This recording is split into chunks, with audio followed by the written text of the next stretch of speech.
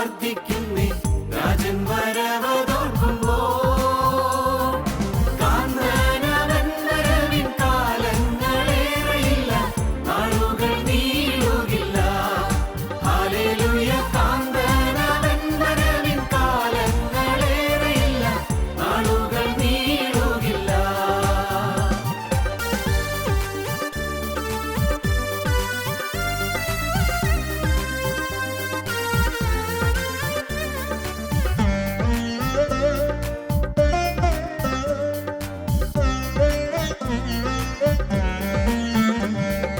ക്ഷാമങ്ങൾ ഭൂകമ്പങ്ങൾ യുദ്ധങ്ങൾ എതിർപ്പുകൾ ലോകത്തിലെങ്ങും കാണുന്നേ കാന്തനവൻ വരവിൻ കാലങ്ങളേറെയില്ല നാളുകൾ നീളുകില്ല ക്ഷാമങ്ങൾ ഭൂകമ്പങ്ങൾ യുദ്ധങ്ങൾ എതിർപ്പുകൾ ലോകത്തിലെങ്ങും കാണുന്നേ കാന്തനവൻ വരവിൻ കാലങ്ങളേറെയില്ല നാളുകൾ നീളുകില്ല ഹല്ലേലൂയ കാന്തനവൻ വരവിൻ കാലങ്ങളേറെയില്ല നാളുകൾ നീളുകില്ല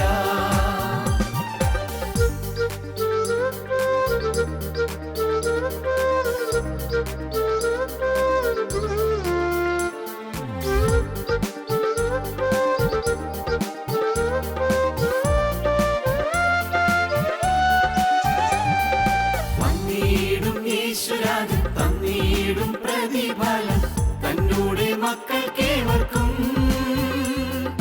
കാന്തനവൻ വരവിൻ കാലങ്ങളേറെയില്ല നാളുകൾ നീളുകില്ല വന്നിടും യേശുരാജൻ തന്നിടും പ്രതിഫലം തന്നോടെ മക്കൾക്കേവർക്കും കാന്തനവൻ വരവിൻ കാലങ്ങളേറെയില്ല നാളുകൾ നീളുകില്ല ഹല്ലേലൂയ കാന്തനവൻ വരവിൻ കാലങ്ങളേറെയില്ല നാളുകൾ നീളുകില്ല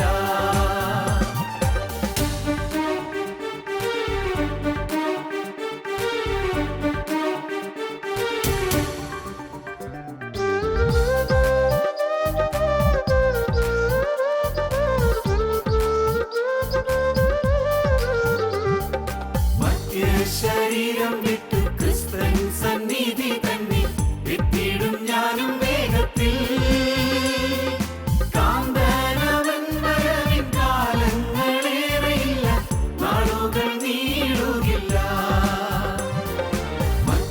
ശരീരം വിട്ടു ക്രിസ്തൻ സന്നിധി തന്നെ എത്തിയിടും ഞാനും വേഗത്തിൽ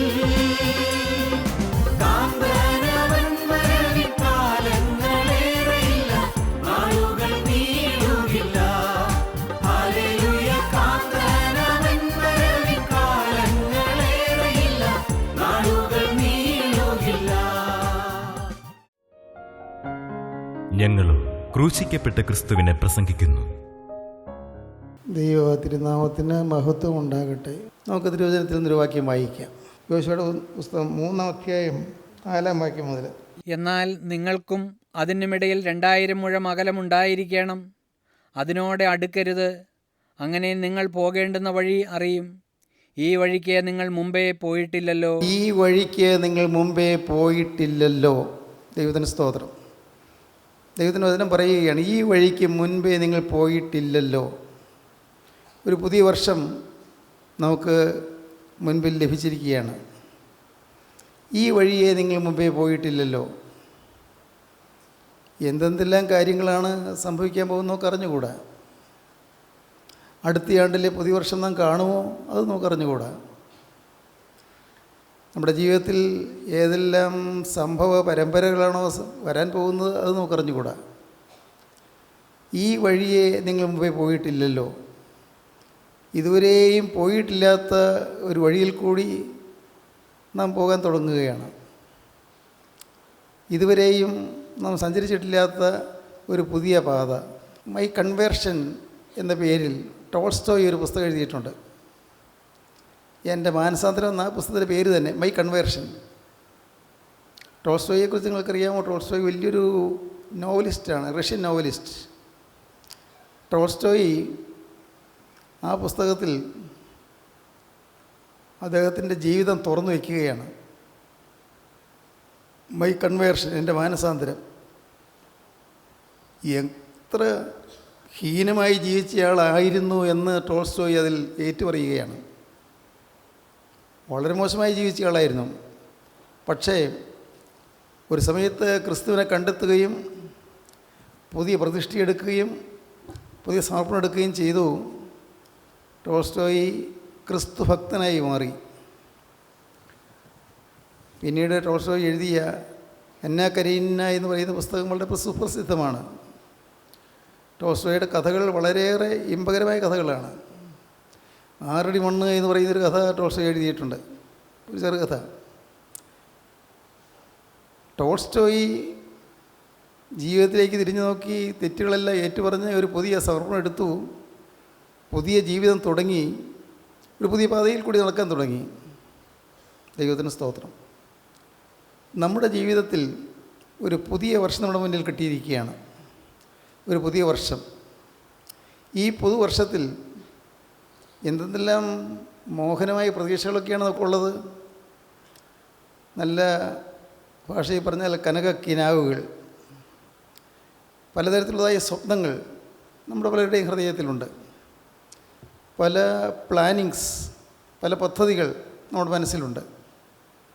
എന്തെങ്കിലും സാധിക്കുമോ അറിഞ്ഞുകൂടാ, നമ്മുടെ പദ്ധതികൾ നിറവേറുമോ നമുക്ക് അറിഞ്ഞുകൂടാ. ഒരു പുതിയ ജീവിതം, ഒരു പുതിയ വഴി. ഈ വഴി ഏതെങ്കിലും മുമ്പേ പോയിട്ടില്ലല്ലോ. മുമ്പേ പോകാത്തതായി ഈ വഴിയിൽ കൂടി പോകണമെങ്കിൽ കർത്താവായ ക്രിസ്തുവിൻ്റെ കരത്തിൽ നാം പിടിക്കണം. ക്രിസ്തുവിൻ്റെ കരത്തിൽ നിന്നും തട്ടി മാറ്റരുത്. ക്രിസ്തുവിൻ്റെ കരം എന്ന് പറഞ്ഞാൽ ക്രിസ്തുവിൻ്റെ വചനം. കരമെന്ന് പറഞ്ഞാൽ കൈ എന്ന് പറയുന്നത് ക്രിസ്തുവിൻ്റെ കൈ, ക്രിസ്തുവിൻ്റെ വചനമാണ്. ക്രിസ്തുവിൻ്റെ വചനം എന്ന് തട്ടി മാറ്റരുത്. വചനത്തോടുള്ളതായ ദാഹവും വചനത്തോടുള്ളതായ ആർത്തിയും നമുക്ക് വരണം. വചനത്തിന് വേണ്ടിയുള്ളതായ ദാഹം, വചനത്തിന് വേണ്ടിയുള്ളതായ ആർത്തി നമ്മുടെ ഹൃദയത്തിൽ എപ്പോഴും ഉണ്ടായിരിക്കണം. വചനം ഒരിക്കലും നാം തട്ടി മാറ്റരുത്. വചന ശുശ്രൂഷകൾ നാം കളഞ്ഞു കളയരുത്. വചന ശുശ്രൂഷകൾ നമുക്ക് ടി വിയിൽ കൂടി കിട്ടുന്നതായ പ്രസംഗങ്ങൾ ഒരിക്കലും നാം നഷ്ടപ്പെടുത്തി കളയരുത്. ഇപ്പോൾ നമുക്കതിൻ്റെ വില മനസ്സിലായില്ലെങ്കിൽ പോലും അതെല്ലാം വിലയേറിയ അനുഭവങ്ങളായി നമുക്ക് മാറും. വിലപ്പെട്ടതായ കാര്യങ്ങൾ നമ്മുടെ ജീവിതത്തിൽ സംഭവിക്കും. ഞാൻ ടി വിയിലൊരു പ്രസംഗം ശ്രദ്ധിച്ചപ്പോൾ ഞാൻ ഓർത്തു, എൻ്റെ നാവിൽ കൂടിയാണ് പ്രസംഗം വന്നത്. പക്ഷേ അതിലെ ആശയങ്ങൾ എനിക്ക് പുതുമയുള്ളതായിട്ട് തോന്നി. പുതുമയുള്ളതായിട്ട് ഞാൻ പറഞ്ഞതാണ്, എൻ്റെ അറിവിലുള്ളതാണ്. പക്ഷേ അതിലെ ആശയങ്ങൾ പുതുമയുള്ളതായി തോന്നി. എന്തുകൊണ്ട്? പരിശുദ്ധാത്മാവിൻ്റെ തീ അതിലുണ്ടായിരുന്നു. നിങ്ങളും പ്രസംഗം ശ്രദ്ധിക്കുന്നവർക്കറിയാം, പരിശുദ്ധാത്മാ തീ അതിലുണ്ടായിരുന്നു. ആത്മാവിൻ്റെ തീയ് ഈ പുതുവർഷത്തിൽ ക്രിസ്തുവിൻ്റെ കരത്തിൽ പിടിച്ചുകൊണ്ട് മുന്നോട്ട് പോകണം. ക്രിസ്തുവിൻ്റെ കരത്തിൽ പിടിച്ച് മുന്നോട്ട് പോകുമ്പോൾ അപ്പോൾ ക്രിസ്തു നമ്മെ നേർപാതയിൽ നടത്തും. തിരുവചനം പറയുന്നു, ഞാൻ നിന്നെ ഉപദേശിച്ച് നടക്കേണ്ടുന്ന വഴി നിനക്ക് കാണിച്ചു തരും, ഞാൻ നിൻ്റെ മേൽ ദൃഷ്ടി വെച്ച് നിനക്ക് ആലോചന പറഞ്ഞു തരും. ദൈവത്തിന് സ്തോത്രം. ഇതുവരെ പോയിട്ടില്ലാത്ത വഴിയിൽ കൂടെയാണ് പോകുന്നത്, പക്ഷേ ആലോചന പറഞ്ഞു തരും. ദൈവത്തിന് സ്തോത്രം. എത്രയെത്ര അനുഭവങ്ങളാണ് നമുക്ക് ഓരോരുത്തരും കിട്ടിയിട്ടുള്ളത്. എനിക്കറിയാം, നിങ്ങൾ പലർക്കും അനുഭവങ്ങളുണ്ട്. ദൈവം ആലോചന പറഞ്ഞ് നടത്തിയ അനുഭവങ്ങൾ, വ്യക്തമായി തൊട്ട് നടത്തിയ അനുഭവങ്ങൾ, എത്രയെത്ര അനുഭവങ്ങൾ. ഈ ഓരോ അനുഭവങ്ങളിൽ കൂടെയും നമുക്ക് പാഠങ്ങൾ പഠിക്കുകയാണ്, അനുഭവങ്ങൾ നേടുകയാണ്. കർത്താവായ ക്രിസ്തുവിനെ നമ്മുടെ ഹൃദയത്തിൽ പ്രതിഷ്ഠിച്ചുകൊണ്ട് നാം ഒരു പുതുജീവിതം തുടങ്ങുകയാണ്. ഈ വഴിയെ മുമ്പേ നിങ്ങൾ പോയിട്ടില്ലല്ലോ. ദൈവത്തിന് സ്തോത്രം.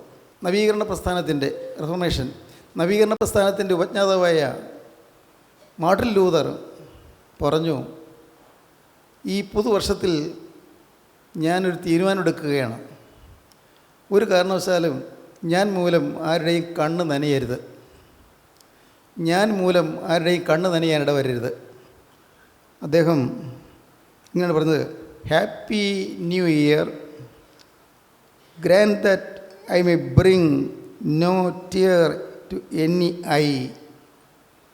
ഞാൻ മൂലം ആരുടെയും കണ്ണിൽ നനവ് വരരുത്, ഞാൻ മൂലം ആരും വേദനിക്കേണ്ട വരരുത്. ഈ പുതുവർഷത്തിൽ ഞാൻ പ്രതിഷ്ഠയെടുക്കുകയാണ് എന്ന്. മാർട്ടിൻ ലൂഥറിനെക്കുറിച്ച് നിങ്ങൾ കേട്ട് കാണും. ഈ നവീകരണ പ്രസ്ഥാനത്തിൻ്റെ ഉപജ്ഞാതാവായ മാർട്ടിൻ ലൂഥറിൻ്റെ പരിശ്രമഫലമായിട്ട് വലിയൊരു ആധ്യാത്മിക നവോത്ഥാനം സമൂഹത്തിലുണ്ടായി. ആത്മീയമായ വലിയൊരു നവോത്ഥാനം, റിഫർമേഷൻ.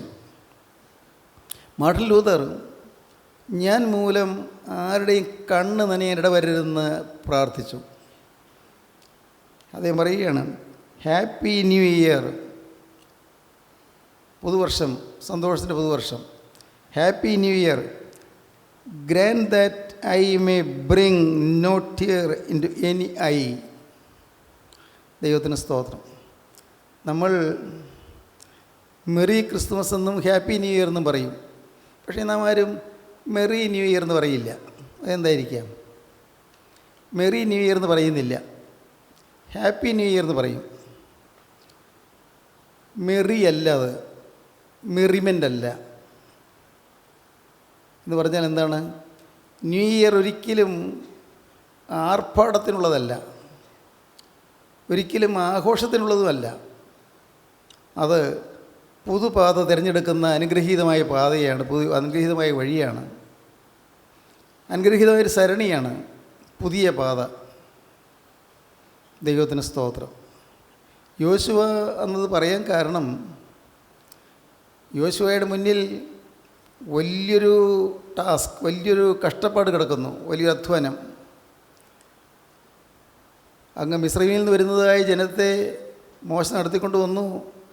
മോശ ഈ ഭൂമിയിൽ നിന്ന് മാറ്റപ്പെട്ട് കഴിഞ്ഞു. ഇനി ജനത്തെ നടത്താൻ ദൈവം നിയോഗിച്ചത് യോശുവയാണ്. വലിയൊരു പ്രാരബ്ധം യോശുവയുടെ തലമേൽ വന്നു, വലിയൊരു ഭാരം, വലിയൊരു പ്രാരബ്ധം.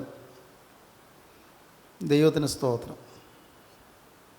പ്രിയപ്പെട്ടവരെ, നമ്മുടെ ഓരോരുത്തരുടെയും ചുമലിൽ വലിയ പ്രാരബ്ധങ്ങളുണ്ട്, വലിയ ഉത്തരവാദിത്തങ്ങളുണ്ട്, വലിയ ചുമതലകളുണ്ട്. ഒരു കുടുംബം കെട്ടിപ്പടുക്കുക പാരമ്പര്യ ചുമതല തന്നെയാണ്. നാം ഓരോരുത്തരും ആയിരിക്കുന്ന സ്ഥാനത്ത് വിശ്വസ്തയോടെ നിന്ന് വേല ചെയ്യുക, അത് ഭാരിച്ച ചുമതലയാണ്. നാം അലസരായി പോകേണ്ടവരല്ല. കർത്താവായ യേശു ക്രിസ്തു തമ്മിൽ ചില വേലകൾ കണ്ടിട്ടുണ്ട്. നിങ്ങൾക്കറിയാമോ, നിങ്ങൾ ഓരോരുത്തരിലും കർത്താവ് ആശ വച്ചിരിക്കുന്നുവെന്ന്, വലിയ പ്രതീക്ഷ വച്ചിരിക്കുന്നുവെന്ന്. ദൈവത്തിന് സ്തോത്രം. ദൈവത്തിന് വലിയ നാമം മഹത്വപ്പെടട്ടെ. ഓരോരുത്തരും വലിയ പ്രതീക്ഷ വച്ചിരിക്കുന്നു, നിങ്ങൾ ഓരോരുത്തരിലും. എന്നിലാകാനിടയില്ല, എനിക്ക് അതിനുള്ള യോഗ്യതയൊന്നുമില്ല എന്ന് നിങ്ങൾ ചിന്തിക്കരുത്. അത് പിശാച് തരുന്ന ചിന്തയാണ്. ദൈവമക്കളെ, നിങ്ങൾ ഓരോരുത്തരിലും കർത്താവ് വലിയ കാര്യങ്ങൾ പ്രതീക്ഷയോടെ നിൽക്കുകയാണ്, വലിയ കാര്യങ്ങൾ. നിങ്ങളിൽ നിന്നുകൊണ്ട് ഒരു കുടുംബത്തെ വീണ്ടെടുക്കുക എന്നുള്ളതായിരിക്കില്ല, അതിനേക്കാളപ്പുറം ഒരു ദേശത്തെ വീണ്ടെടുക്കുകയായിരിക്കും ദൈവം ഉദ്ദേശിക്കുന്നത്, ഒരു സമൂഹത്തെ വീണ്ടെടുക്കുകയായിരിക്കും ദൈവം ഉദ്ദേശിക്കുന്നത്. നിങ്ങളെ തൻ്റെ കരങ്ങളിൽ എടുത്തുകൊണ്ട് ഒരു ദേശത്തിൽ ചില അത്ഭുതങ്ങൾ പ്രവർത്തിക്കാനായിരിക്കും കർത്താവ് ഉദ്ദേശിച്ചിരിക്കുന്നത്. നിങ്ങളൊരാളുടെ നാവ് ഉപയോഗിച്ചുകൊണ്ട് അനേകരെ ഉദ്ധരിക്കാനായിരിക്കും കർത്താവ് ആഗ്രഹിക്കുന്നത്. നിങ്ങൾ ഒരാളിൽ നിന്നുകൊണ്ട് നിങ്ങളുടെ പ്രിയപ്പെട്ട ചിലരുടെ എല്ലാം ദുസ്വഭാവങ്ങൾ മാറ്റാനായിരിക്കും കർത്താവ് ഉദ്ദേശിക്കുന്നത്. എന്തൊക്കെയോ കർത്താവ് പ്രതീക്ഷിക്കുന്നുണ്ട്. വലിയ പ്രതീക്ഷയോടെ കർത്താവ് നമ്മെ വിളിച്ചിരിക്കുകയാണ്, വലിയ പ്രതീക്ഷയോടെ. അതുകൊണ്ടാണ് ഓശാന പെരുന്നാൾ ദിവസം നാം വായിക്കുന്നത്, ഇതിനെ അഴിച്ചുവിടുന്ന എന്തിനെന്ന് ആരെങ്കിലും നിങ്ങളോട് ചോദിച്ചാൽ ഞങ്ങളുടെ കർത്താവിന് ഇതിനെക്കൊണ്ട് ആവശ്യമുണ്ട് എന്ന് പറയുവിൻ. ആവശ്യമുള്ളത് കൊണ്ടാണ് അഴിച്ചുവിടുന്നത്. നമ്മൾ ഓരോരുത്തരെക്കുറിച്ചും കർത്താവിന് ആവശ്യമുണ്ട്. ദൈവത്തിന് സ്തോത്രം. പണ്ട് ഞാൻ മാനസാന്തരയുടെ കാലത്ത് ആ വാക്യം ഞാൻ വായിച്ച് ഞാൻ രോമാഞ്ചമണിഞ്ഞു. ഇതിനെ അഴിച്ചുവിടുന്ന എന്തിനെന്ന് ആരെങ്കിലും നിങ്ങളോട് ചോദിച്ചാൽ ഞങ്ങളുടെ കർത്താവിന് ഇതിനെക്കൊണ്ട് ആവശ്യമുണ്ട്. സ്തോത്രം. ആ ഒരു ചിന്ത എന്നെ ഉണർത്തി. അന്ന് ഞാൻ തളർന്നവനായിരുന്നു, അന്ന് ഞാൻ വാടിപ്പോയവനായിരുന്നു, അന്ന് ഞാൻ മ്ലാനത മുറ്റിയവനായിരുന്നു, അന്ന് അപകർഷതാബോധം കൊണ്ട് തല കുമ്പിട്ട് പോയവനായിരുന്നു. നിങ്ങൾക്കറിയാമല്ലോ, എൻ്റെ അപ്പൻ എനിക്ക് 1 വയസ്സുള്ളപ്പോൾ മരിച്ചു. ഒരു ചേട്ടൻ ഉണ്ടായിരുന്നത് എനിക്ക് 2 വയസ്സുള്ളപ്പോൾ മരിച്ചു. 30-ാമത്തെ വയസ്സിൽ എൻ്റെ അമ്മ വിധവയായി. അമ്മയും പെങ്ങളും ഞാനും മാത്രം. എന്തൊരു ദുരിതപൂരിതമായ നാളുകളായിരുന്നു അതെല്ലാം. യാതന തന്നെ, ദുഃഖം തന്നെ. അമ്മയ്ക്കും എനിക്കും പെങ്ങൾക്കും രോഗം, ഞങ്ങൾ 3 പേർക്കും രോഗം. എന്നും കഷായം, എന്നും ചികിത്സ. അങ്ങാടി വരുന്ന കടയിൽ നിന്ന് വാങ്ങിക്കും, പച്ചമരുന്ന് പറമ്പിൽ നിന്ന് പറിച്ചെടുക്കും, പല പറമ്പുകളിൽ കൂടെ നടന്ന. അങ്ങനെയെല്ലാം കഴിഞ്ഞൊരു കാലം. ഭാവിയെക്കുറിച്ചൊരു പ്രതീക്ഷ എനിക്കുണ്ടായിരുന്നില്ല, ഒരു പ്രതീക്ഷയും ഉണ്ടായിരുന്നില്ല. എൻ്റെ ജീവിതം വാടിപ്പോയല്ലോ, ഞാനങ്ങനെ ചിന്തിച്ചു, എൻ്റെ ജീവിതം വാടിപ്പോയല്ലോ. ആത്മഹത്യയെക്കുറിച്ചൊന്നും ഞാൻ ചിന്തിച്ചില്ല, പക്ഷേ ഞാനങ്ങ് മരിച്ചു പോയെങ്കിൽ നല്ലതായിരുന്നു എന്ന് ചിന്തിച്ചിട്ടുണ്ട്. കാരണം പ്രതീക്ഷയില്ലാത്ത ജീവിതം. ഈ അനാഥത്വം എന്ന് പറയുന്നത് നിസ്സാര കാര്യമല്ല. അപ്പനില്ലാത്ത അമ്മയില്ലാത്ത ജീവിതം എന്ന് പറഞ്ഞാൽ നിസ്സാരമല്ല. എനിക്കതറിയാവുന്നുള്ളത് കൊണ്ടാണ് ഞാൻ അങ്ങനെ അതിനെക്കുറിച്ച് അത്രയ്ക്കും പറയുന്നത്. അനുഭവം ഉള്ളവർക്കറിയാവുന്നതിൻ്റെ വേദന. എന്ത് കഷ്ടപ്പാടുള്ള ജീവിതം. ഇന്നത്തെ പോലെയല്ല. അന്ന് പാടത്ത് കൃഷിയുണ്ട്. ഈ കൃഷി അതെല്ലാം നടത്തണം. വേലക്കാരൊക്കെ ഉണ്ട്, പക്ഷേ എന്ന് പറഞ്ഞതുപോലെ പാടത്ത് പോകണം, വേലക്കാരെ കാണണം. അങ്ങനെ ഒരു വളരെ വളരെ തിരക്ക് പിടിച്ചൊരു ജീവിതം. ദൈവത്തിന് സ്തോത്രം. വടവൂട് സ്കൂളിൽ ഞാൻ അധ്യാപകനായി ജോലി ചെയ്യാൻ തുടങ്ങിയപ്പോൾ എന്നും രാവിലെ പാടത്തൊക്കെ പോയിട്ടാണ് പോകുന്നത്. ദൈവത്തിന് സ്തോത്രം. ഞങ്ങളുടെ പാടം എന്ന് പറയുന്നത് പല സ്ഥലത്ത് ചിതറിക്കിടക്കുന്നതാണ്, ഒരു സ്ഥലത്ത് തന്നെയല്ല. എല്ലായിടത്തും നടന്ന് ഏതാണ്ട് ഒരു 2 കിലോമീറ്ററോളം ഉണ്ടോ എനിക്കറിയാൻ പാടില്ല, അത്രത്തോളം ദൂരം നടക്കണം. അങ്ങനെയെല്ലാം കഷ്ടപ്പെട്ട് കഴിഞ്ഞൊരു കാലം. പക്ഷേ എൻ്റെ ഹൃദയത്തെ തൊട്ടുകൊണ്ടിരിക്കുന്ന ഈ വാക്യം, ഇതിനെ അഴിച്ചു വിടുന്ന എന്തിനും ആരെങ്കിലും നിങ്ങൾ ചോദിച്ചാൽ ഞങ്ങളുടെ കർത്താവ് ഇതിനെക്കൊണ്ട് ആവശ്യമുണ്ട് എന്ന് പറയുവേൻ. സ്നേഹിതരെ, നിങ്ങൾ വിശ്വസിക്കൂ, കർത്താവിന് നിങ്ങളെക്കൊണ്ട് ആവശ്യമുണ്ട്. നിങ്ങൾ വിശ്വസിക്കൂ, കർത്താവ് നിങ്ങളെ തള്ളിക്കളഞ്ഞിട്ടില്ല. നിങ്ങൾ വിശ്വസിക്കൂ, കർത്താവിന് നിങ്ങളെ സ്നേഹമാണ്. നിങ്ങൾ വിശ്വസിക്കൂ, നിങ്ങളുടെ അപകർഷതയെല്ലാം മാറ്റിക്കളയൂ, ക്രിസ്തു നിങ്ങളെ തേടി വന്നിരിക്കുകയാണ്. നിങ്ങൾ വിശ്വസിക്കൂ, നിങ്ങളുടെ ആകുലങ്ങളും അവലാദികളും എല്ലാം ക്രിസ്തു കാണുന്നുണ്ട്, അറിയുന്നുണ്ട്. എല്ലാറ്റിനുള്ള പരിഹാരവും ക്രിസ്തുവിൻ്റെ പക്കലുണ്ട്. സ്തോത്രം. എല്ലാറ്റിനുള്ള പരിഹാരം ക്രിസ്തുവിൻ്റെ പക്കലുണ്ട്. നിങ്ങളുടെ ആകുലതയേറിയ ജീവിതത്തിൽ, കഷ്ടപ്പാട് പറ്റിയ ജീവിതത്തിൽ പരിഹാരവുമായി ക്രിസ്തുവിൻ്റെ അരികിലേക്ക് വരുന്നുണ്ട്. ദൈവത്തിന് സ്തോത്രം. ഒരു വിധവയായ അമ്മ ഒരു വാട്സാപ്പ് മെസ്സേജ് തന്നു. എനിക്ക് അല്പം സങ്കടം തോന്നി. ഒരു മോനുണ്ട്, മോൻ അല്പം പോലും അനുസരണമില്ല. അവൻ വഴിതെറ്റി പോകുന്നു, അവൻ തെറ്റായ വഴിയിൽ സഞ്ചരിക്കുന്നു.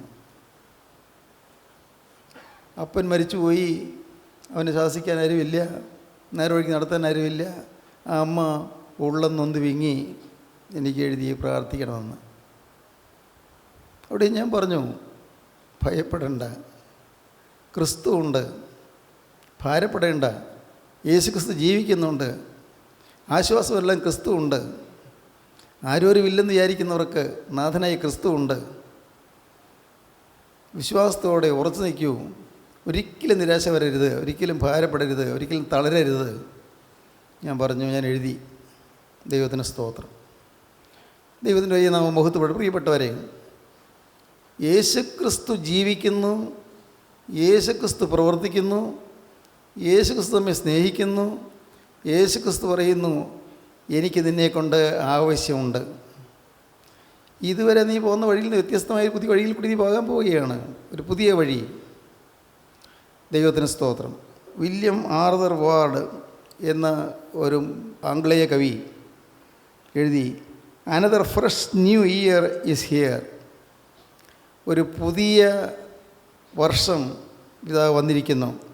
Another fresh new year is here, another year to live, ജീവിക്കാൻ ഒരു പുതിയ വർഷം.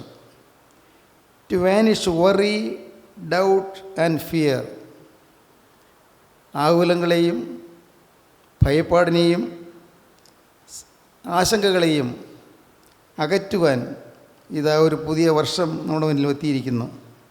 To love, laugh and give, സ്നേഹിക്കാൻ, ചിരിക്കാൻ, നൽകുവാൻ ഒരു പുതിയ വർഷം. To love, laugh and give, ചിരിക്കുക, കൊടുക്കുക, മാത്രമല്ല ടു ലവ്, സ്നേഹിക്കുക. ദൈവത്തിന് സ്തോത്രം.